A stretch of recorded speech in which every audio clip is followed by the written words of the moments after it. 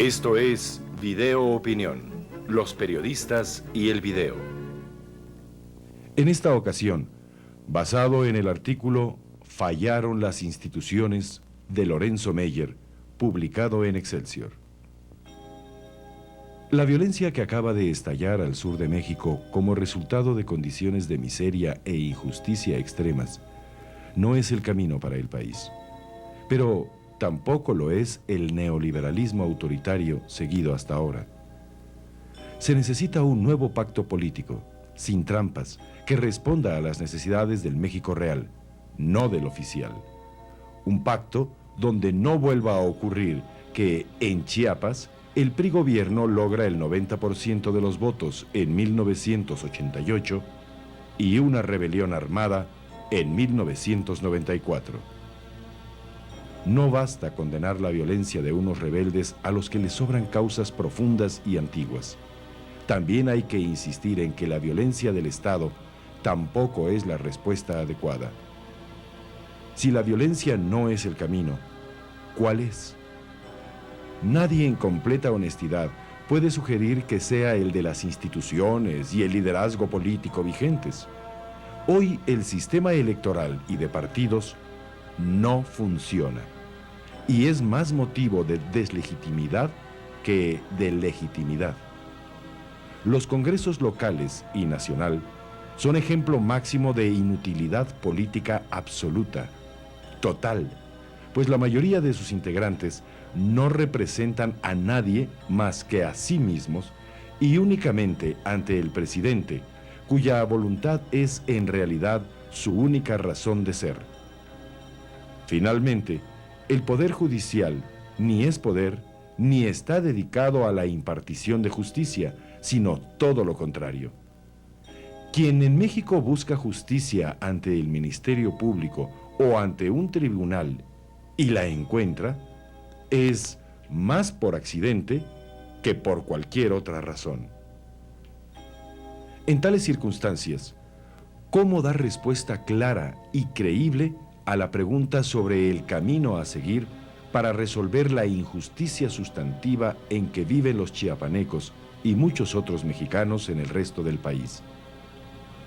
Hay que hacer lo que se ha anunciado 1000 veces, pero 1000 veces se ha negado en la práctica. Implantar el Estado de Derecho, democrático, justo y que dé a los votos y no a las balas el papel principal.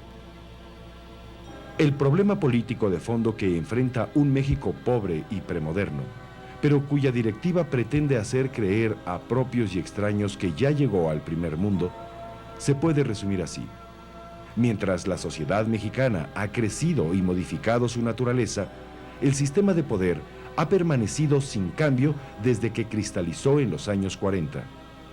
Hoy, la cuerda se reventó por lo más delgado, por Chiapas, lugar de pobres entre los pobres.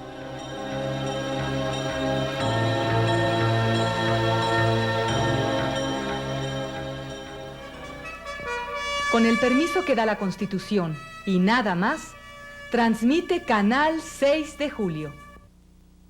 En agosto y septiembre de 1993, el semanario Proceso publicaba notas de gente que se preparaba para la lucha armada en Chiapas. Pero antes, hubo otro tipo de avisos. Estos indios caminaron en 1992 más de 1200 kilómetros desde Palenque, Chiapas, hasta la entrada de la Ciudad de México, sin lograr ser escuchados. Ese mismo año, fueron recogidos estos testimonios. Ahora preguntamos, ¿será respeto a la integridad física el haber enviado a más de 1000 soldados y reprimir tanto a la población de Amatán, llevándonos pues a un sinfín de encarcelados, entre ellos varones, mujeres, niños, ancianos, mayores de edad? Ahora se contempla en Chiapas que hasta los niños recién nacidos ya saben cómo es la prisión de mayores en Pichucalco. Es la razón de que no hemos sido escuchados y como respuesta de lo que hemos estado pidiendo, nosotros consideramos que no es un delito. Entonces, como respuesta son puras agresiones, son puros chingadazos. Y aún todavía el gobierno chiapaneco tiene el descaro de decir que no se han violado los derechos humanos en Amatán. Que ahora somos muchos hermanos y que tenemos delante de Dios y delante de nuestro pueblo pobre el mismo compromiso de no dejar que en nuestro país vuelvan a matar a patadas a un indígena.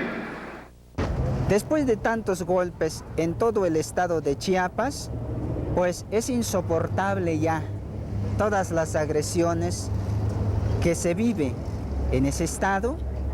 Consideramos necesario ahora que entre todos vamos a hacer lo posible de tramitar juicio político para el gobierno, para ver si así responde a nuestras demandas o nos acabe de matar. Nadie los escuchó.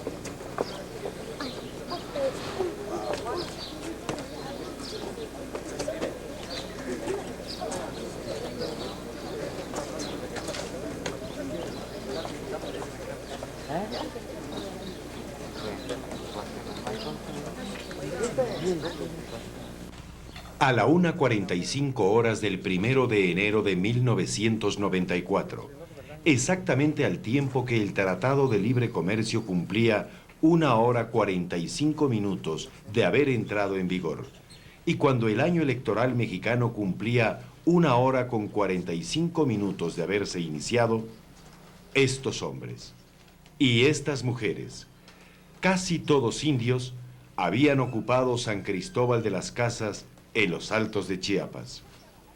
Contingentes similares tomaron las poblaciones de Ocosingo, Margaritas y Altamirano. Luego llega el ¿está bien así? Bueno, no, tampoco yo voy a poder recoger que No, pero lo que yo quiero es que podemos hacer lo garantices posible por que parte de nosotros- ustedes, que los que no están pase aquí, nada. de que no pasa nada. Hasta que nos vamos. A las 6 de la tarde, un comunicado. Pero nosotros hoy decimos basta, somos los herederos de los verdaderos forjadores de nuestra nacionalidad. En la declaración de la Selva Lacandona, el Ejército Zapatista de Liberación Nacional asegura que busca destituir al actual gobierno e integrar una coalición de partidos para formar otro gobierno de carácter transitorio hasta que se convoque a elecciones libres y democráticas. Los alzados piden pan, tierra, techo, alimentación, salud y educación. En su documento, emiten una declaración de guerra al ejército mexicano. Este es proyecto grande. Nosotros, armados para hacer una revolución, para buscar paz y justicia de nuestro Chiapas y México. ¡Viva la revolución!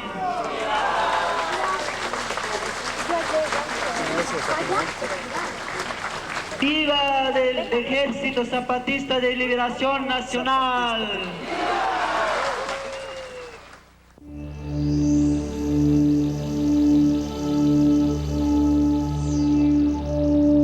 A la mañana siguiente, los rebeldes han desaparecido de San Cristóbal. Los muros reiteran las demandas del Ejército Zapatista de Liberación Nacional.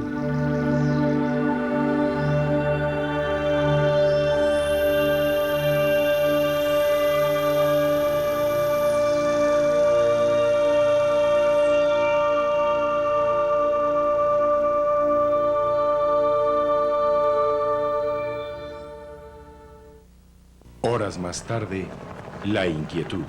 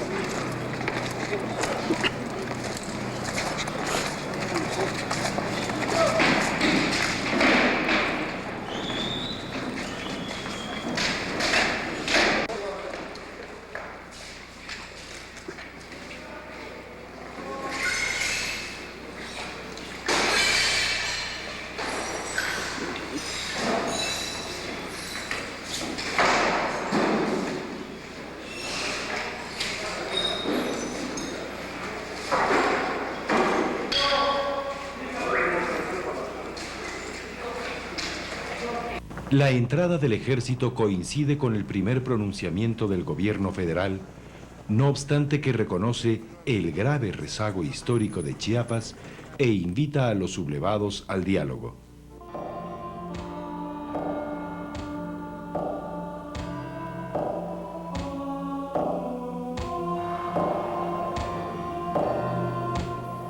El grave rezago histórico de Chiapas está ampliamente documentado por los organismos oficiales.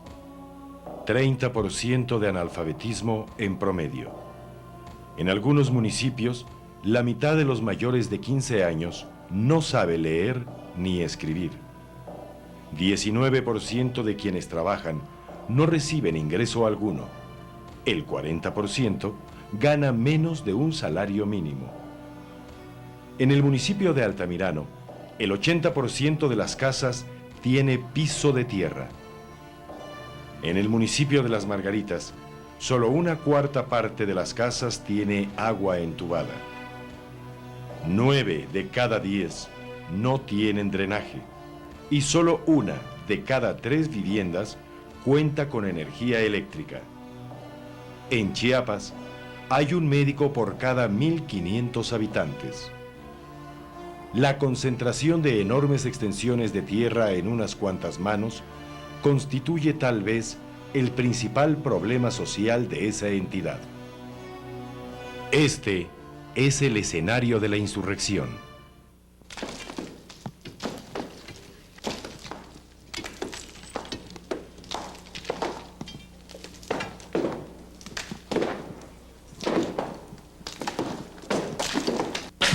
Pues si la están viendo ustedes, ¿no? Sabemos que el día 1 por la madrugada pues llegó un grupo de insurgentes y tomó el pueblo y se han mantenido aquí desde entonces. Simplemente entraron en las dependencias, en la presidencia municipal y la oficina del PRI y pues no se han metido con la población civil. ¿Cómo las tratan a la gente? Bien, y vemos además que la gente se mueve con entera libertad y camina, pasea. Ayer por la tarde estaban los niños jugando en las calles. Ayer vinieron las gentes, las personas que están en esta cosa y me dijeron que ellos están en guerra, que querían mi combi. Entonces lo di para evitarme problemas con ellos.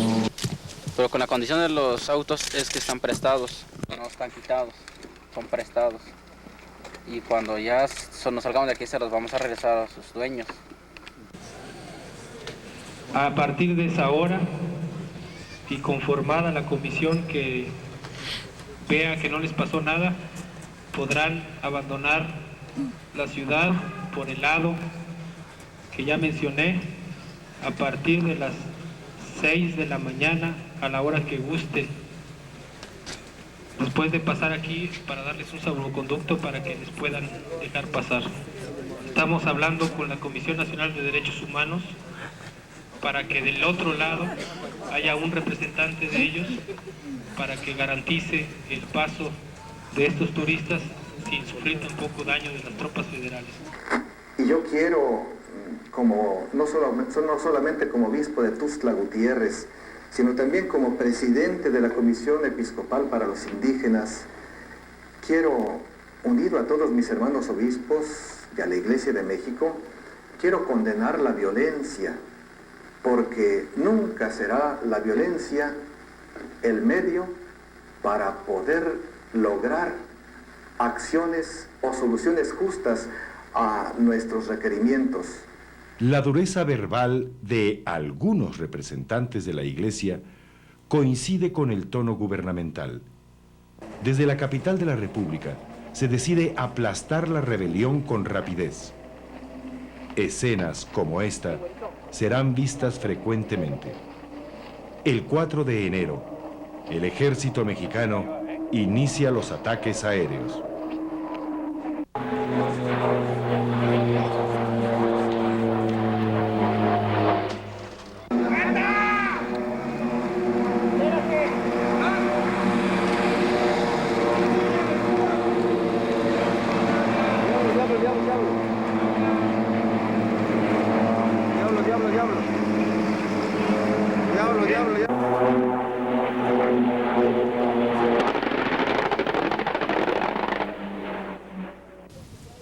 No obstante la ofensiva, las fuerzas rebeldes logran extender los combates a 14 municipios del estado.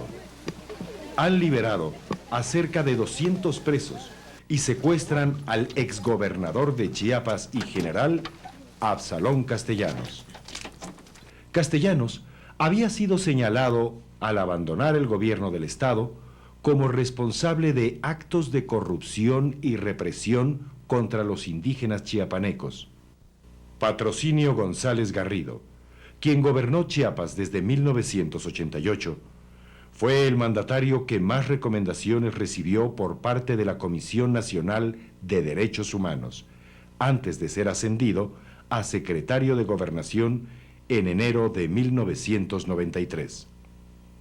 No obstante las características de estos gobiernos, el PRI era muy querido por los indígenas, ya que, con mucha frecuencia, las votaciones municipales en favor de ese partido alcanzaban el 100% de los votos. En las últimas 3 elecciones presidenciales, el revolucionario institucional obtuvo en Chiapas cerca del 90% de los votos.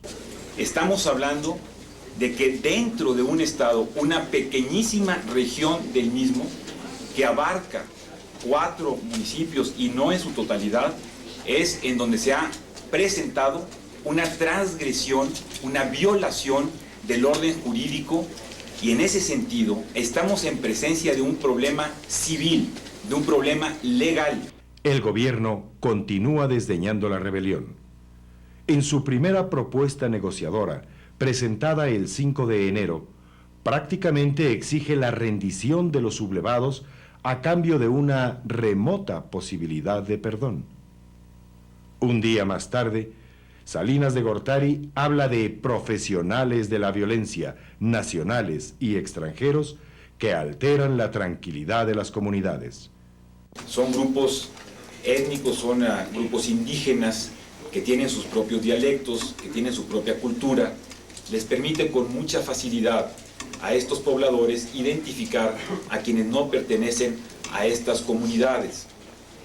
Los testimonios que se han recogido de muchos de estos pobladores es en el sentido de que se trataba justamente, cuando ellos pasaron por ahí, de personas que no eran nacionales, y muchos de ellos les llamaban salvadoreños y guatemaltecos. No, eso no es cierto, no es cierto. Todos los dirigentes, incluso yo soy un mando, pero yo soy un campesino. Todos son mexicanos. Todos somos mexicanos. ¿Y por qué luchas?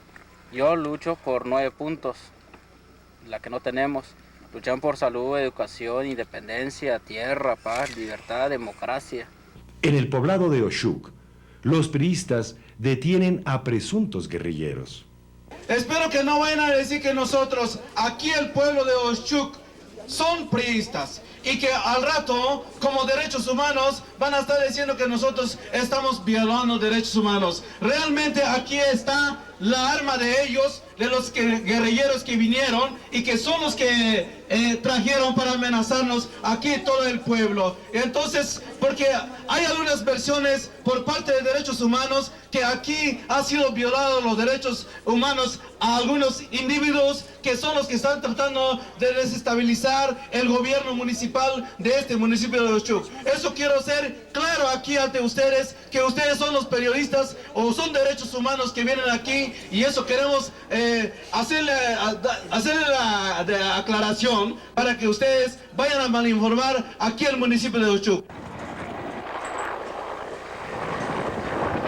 Tras 10 días de intensa actividad, el ejército mexicano ha logrado únicamente que los zapatistas se replieguen a la selva. No obstante los 17,000 efectivos movilizados durante 8 días, el cuartel general de la 31ª Zona Militar es acosado por los rebeldes. No, ningún motivo vamos a entregar las armas hasta que derrotemos el gobierno. ¿Cuántos son ustedes? Allá dicen que son 200. ¿Cuántos son en total? No, pues aquí somos un chingo. ¿Más de 500? Pues no les damos números. Sí, al parecer son muchos más de los 200 que inicialmente calculaba el gobierno. Además, los sublevados se desplazan con rapidez y sentido de la sorpresa. Muy pronto, los altos mandos militares hablan de 6 meses como plazo para controlar la insurrección.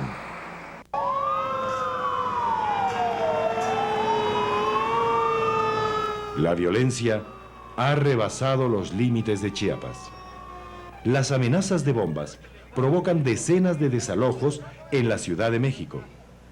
Desde el 6 de enero, diversas explosiones no reivindicadas por los zapatistas tienen lugar en Puebla, Michoacán, Estado de México y el Distrito Federal. El conflicto parece extenderse.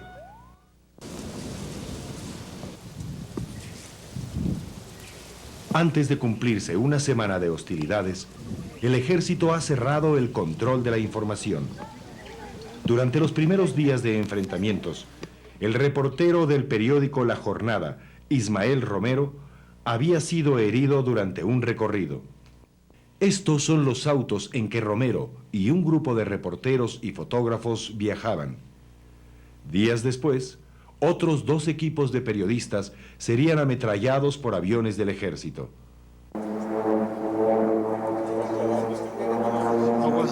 Aguas.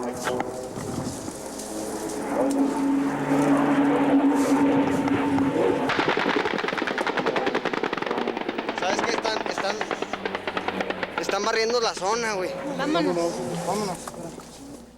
Ahorita que a nosotros los soldados nos dejaron pasar. Claro. Sabían que estábamos ahí. Claro. Había bajado un carro antes de nosotros. Iba con los de prisión. Y no me digas que no hay pueblitos allá. Sí. No había Pobre pueblos, había ranchos. Lo único que alcancé a ver fue una choza con familia. Ahí estaba cuando nos atacaron. Y no había combates de ningún tipo, sencillamente era un despoblado y les tiraron a ustedes. La rebelión también sorprendió a los medios electrónicos. Después de 2 días de amplia presencia de los zapatistas en la televisión, Televisa y el gobierno unifican criterios. Esta noticia es un buen ejemplo de la información electrónica sobre Chiapas.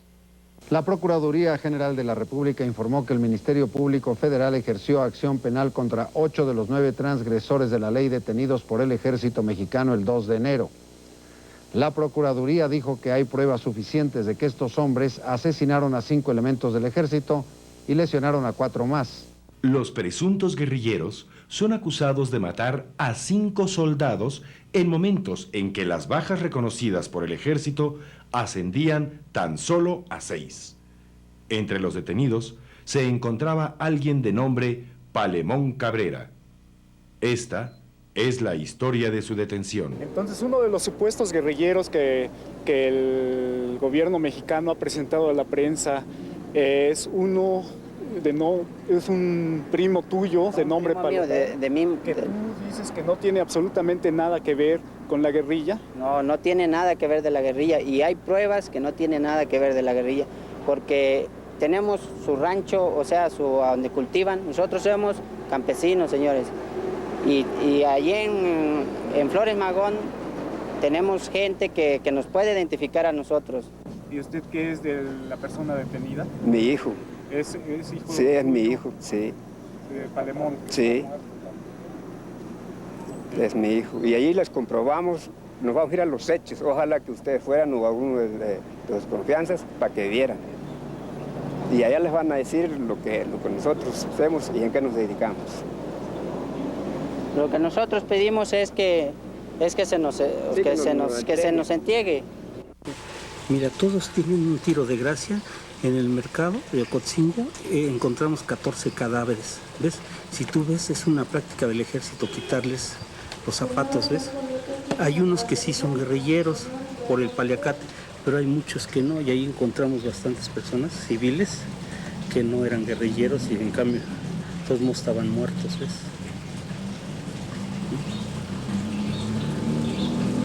Se les ven marcas de estar amarrados. Sí, ahí están mira, el aquí, cablecito. Sí. Si tú ves, mira aquí, este aquí se le ve la mano. Que tiene amarrado. Sí, o sea que estuvo amarrado este también. Sí, y todos, si tú los ves, todos tienen las manos hacia atrás. Sí. Mira, aquí se ven los cables. Y el tiro de gracia. Y tienen tiro de gracia. Juntito a los cadáveres, esos casquillos de ahí. Los cadáveres que estábamos viendo en las fotografías ahorita. Ahí los levantamos. Ahí los levantaron. Son casquillos de 9 milímetros, ¿o de cuántos son? Unos 45, ¿no? Sí. Ajá. Sí, pero son militares. Son militares, pues.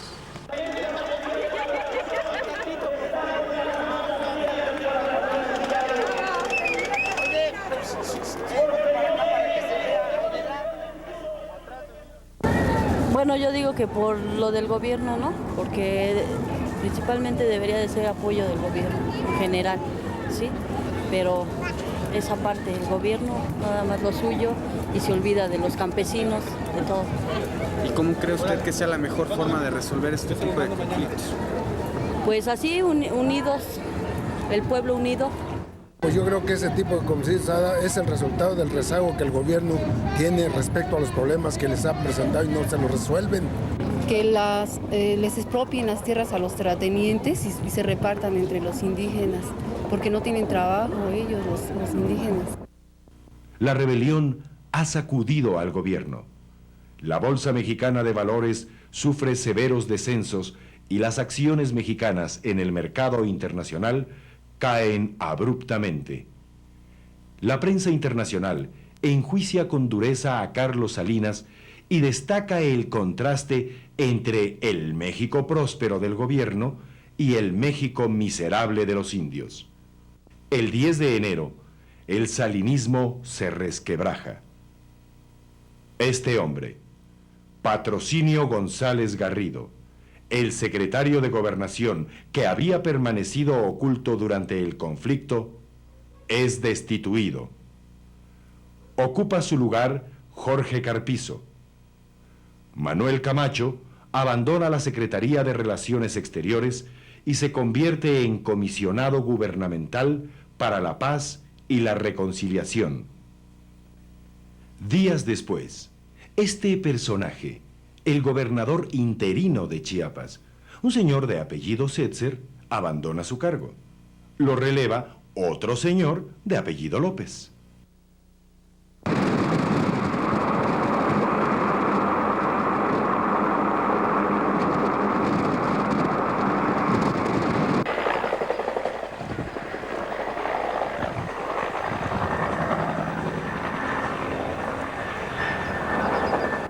¿Hay muertos allá arriba? Sí, hay.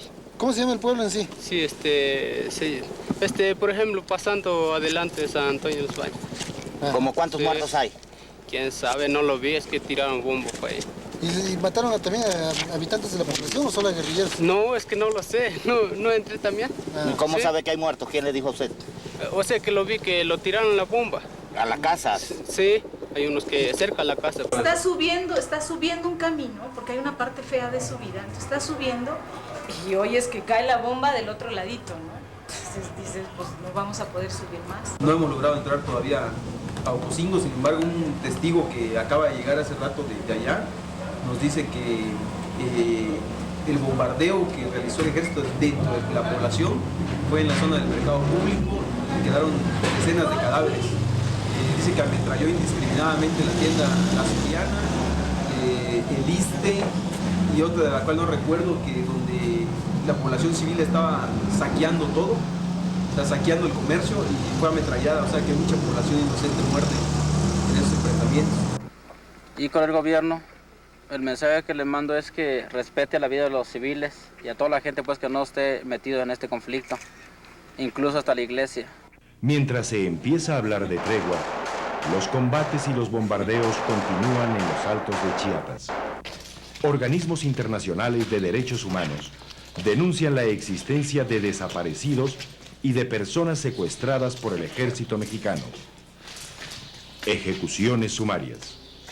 Ataques aéreos contra personal de la Cruz Roja y periodistas.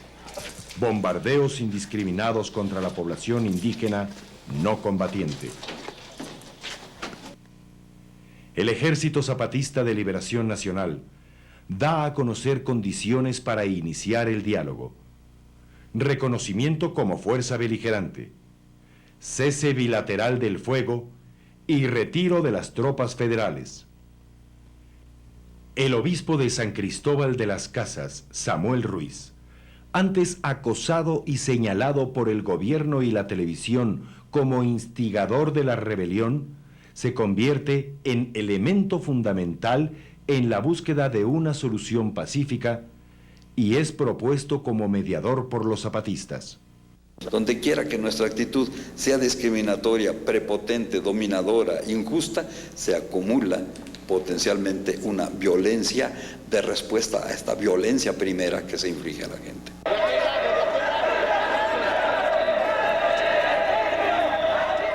Miércoles 12 de enero, Ciudad de México.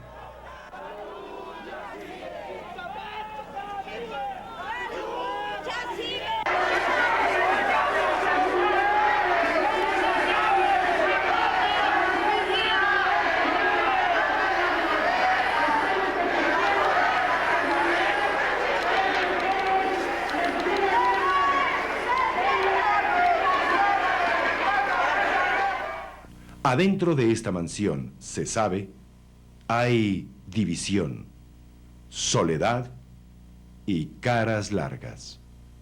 Ha terminado el mito de la paz social y el neoliberalismo triunfante.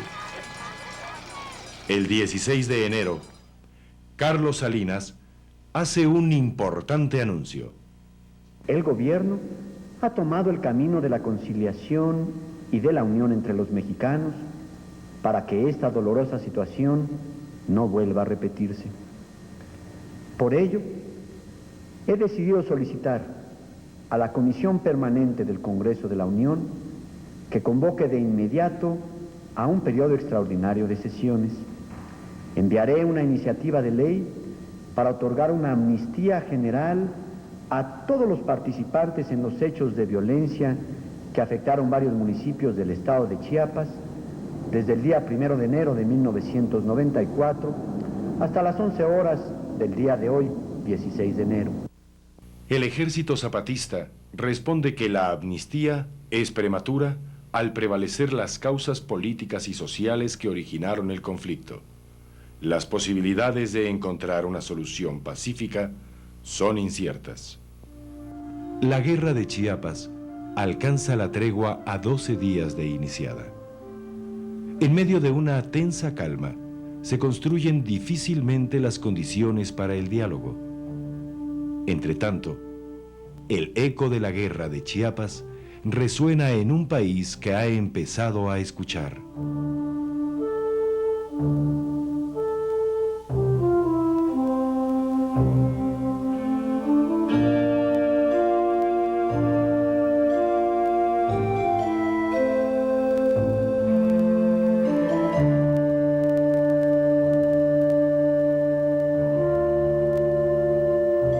En una carta publicada en un diario capitalino los primeros días del año, puede leerse: deseo compartir mi profundo respeto por los indios de México y una humilde plegaria de amor avergonzado.